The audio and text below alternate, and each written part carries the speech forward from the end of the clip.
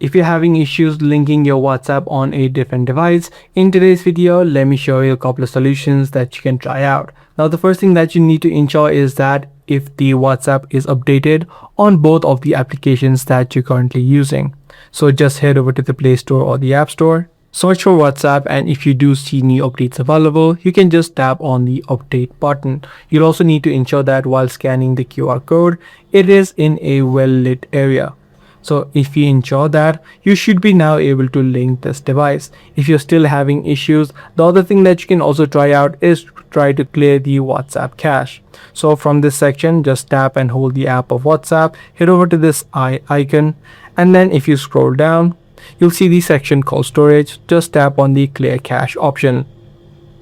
Now, if you are currently connected to VPNs, you'll also need to disable that because sometimes being connected to a VPN also does not allow you to link to a different device. So make sure you disable the VPN and try to link a device again. After you follow these few simple steps, you should be able to fix the WhatsApp linking device problem issue. If this guide video was helpful to you, be sure to subscribe. That's got to be all for this one. I'll see you in the next tutorial.